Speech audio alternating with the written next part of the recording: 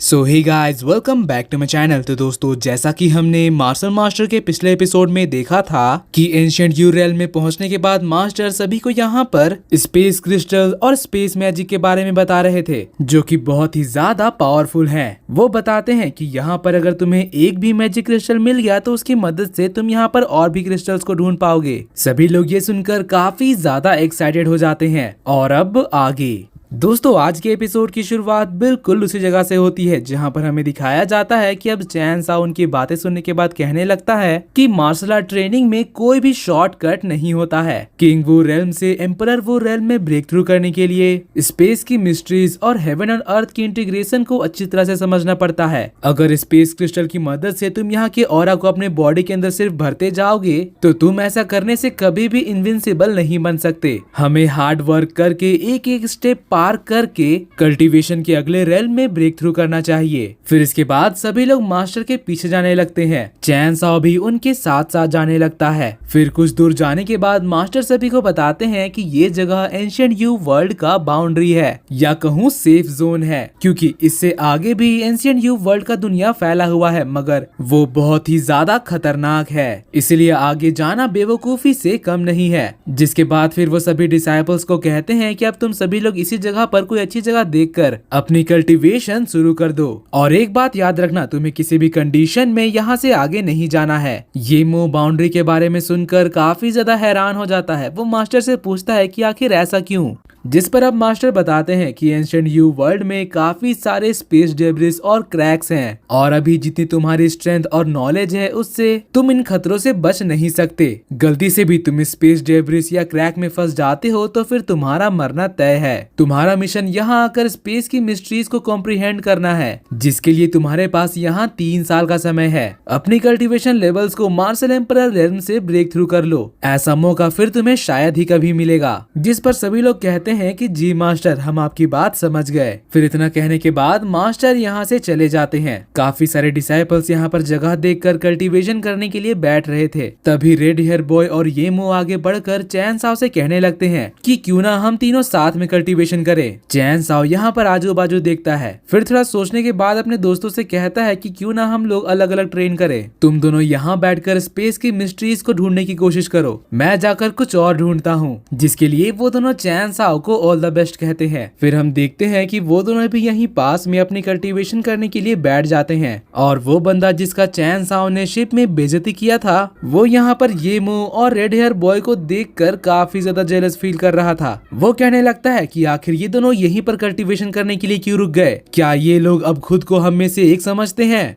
तभी उसकी नजर चैन साओ पर पड़ती है, जो कि बाउंड्री से आगे जा रहा था। वो बंदा कहता है कि ये तो सच में काफी बहादुर है। जिसके बाद हमें चैन साओ को दिखाया जाता है, जो कि एंशिएंट यू वर्ल्ड में आगे बढ़ता जा रहा था। अब यहाँ पर वो कहता है कि जरूरी नहीं है कि पावर ऑफ स्पेस जितना स्ट्रॉन्गर हो वो तुम्हारे लिए बेहतर होगा, जरूरी ये है कि वो तुम्हारे बॉडी के साथ सुटेबल रहे। फिर चैन साओ को अपना परफेक्ट लोकेशन दिखता है। वो कहता है कि इस जगह में मेरी कल्टीवेशन सबसे तेजी से होने वाली है। और इतना कहने के बाद फिर वो जाकर उस जगह में बैठ जाता है और तुरंत अपनी कल्टीवेशन शुरू कर देता है। उसकी एनर्जी यहाँ पर काफी तेजी से बढ़ रही थी। तभी उसे ध्यान आता है कि उसके पास तो एक जेड क्रिस्टल भी है। वो सोचने लगता है कि क्या इस जगह में जेड क्रिस्टल का भी पावर अप हो सकता है। वो यहाँ पर इस बारे में ज्यादा सोचता नहीं है और सीधे ट्राई करना शुरू कर देता है। जेड क्रिस्टल की मदद से यहाँ की ऑरा काफी ज्यादा रिफाइन होकर चैन साओ तक पहुँच रही थी। यहाँ तक कि चैन साओ का मार्शल विल भी अपग्रेड हो रहा था। चैन साओ कहता है कि ये तो काफी ज्यादा इनक्रेडिबल है। अब मुझे यहाँ के मिस्ट्रीज ऑफ स्पेस भी काफी अच्छी तरह से समझ में आ रही है।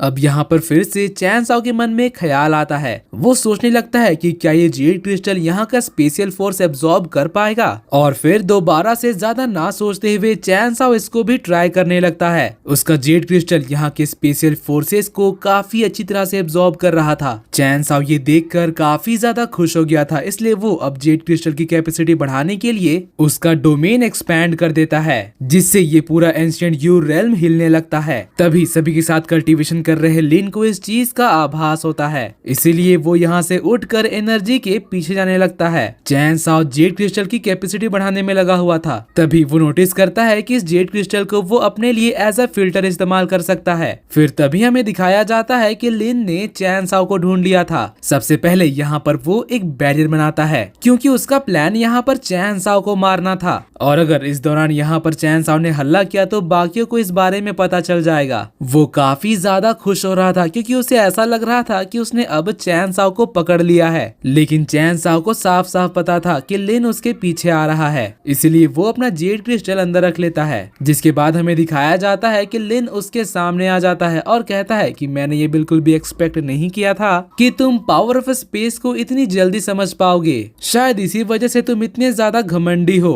और खुद को बड़े 30 मार खान समझते हो। चैन साओ उसकी बातें सुनकर कहने लगता है कि क्या इसी वजह से तुम अपनी कल्टीवेशन छोड़कर यहाँ पर मेरी तारीफ करने आए हो। लिन ये सुनकर काफी ज्यादा गुस्सा हो जाता है, मगर फिर वो कहने लगता है कि अब तो तुम वैसे भी मरने ही वाले हो, इसलिए मैं तुम्हें थोड़ा मजाक करने का छूट दे ही देता हूँ। तो फिर अब चैन साओ से कहता है कि एक मामूली सा मार्शल एम्परर लेवल में होने के बावजूद भी तुम इतने ज्यादा कॉन्फिडेंट कैसे हो सकते हो। मुझे तो तुम्हारी बातें सुनकर हंसी आ रही है। चलो फिर भी मैं तुम्हें एक चांस दे ही देता हूँ, क्यों ना तुम अपने घुटने पर बैठकर मुझसे रहम की भीख मांगो, तब जाकर मैं शायद तुम्हारे इस बदतमीजी के लिए तुम्हें माफ कर दूं। मगर लिन तो ये सुनकर जोर जोर से हंसने लगता है। वो कहता है कि शायद तुम्हें पता नहीं चल रहा है कि अभी तुम्हारे साथ क्या होने वाला है। और इतना कहने के बाद वो ब्लड ऑफ गॉड किंग के स्पिरिट को समन करता है। चैन साओ ये चीज देखकर हैरान हो जाता है, क्योंकि उसे याद था कि ब्लड ऑफ गॉड किंग कौन है। लिन कहता है कि ये सॉर्ड किंग ब्लड लाइन है, तो तुम जल्दी से अपने घुटने पर बैठ जाओ, वरना मरने के लिए तैयार हो जाओ। जिस पर चैन साओ कहता है कि मैं मानता हूँ कि तुम्हारे ये स्पिरिट काफी ज्यादा एक्स्ट्राऑर्डिनरी है, लेकिन तुम्हें शायद ये बात पता नहीं है कि मेरे पास भी उस ब्लड लाइन का एक्सिस है। और इतना कहने के बाद वो अपने लाइटनिंग मैजिक के फॉर्मेशन को एक्टिवेट करता है, जिससे यहाँ का पूरा एटमॉस्फेयर बदलने लगता है और आसमान में बिजलियां कड़कने लगती हैं। चैन साओ उन बिजलियों को कंट्रोल करके एक पावरफुल अटैक तैयार करने लगता है। लिन ये सब देखकर काफी ज्यादा घबरा चुका था, मगर अब चैन साओ के चंगुल से भागकर निकलने का मौका लिन ने खो दिया था। और दोस्तों इसी के साथ आज का ये एपिसोड यहीं पर खत्म होता है। अगर आपको मेरी एक्सप्लेनेशन और ये एपिसोड पसंद आई तो प्लीज वीडियो को लाइक कर देना, और जाने से पहले चैनल को सब्सक्राइब करके बेल नोटिफिकेशन भी ऑन कर लेना, ताकि जैसे ही इसका नेक्स्ट एपिसोड आए तो आपको सबसे पहले पता चल जाए। तो मिलते हैं आपसे अगली वीडियो में, तब तक के लिए bye bye, be happy, be safe and thanks for watching.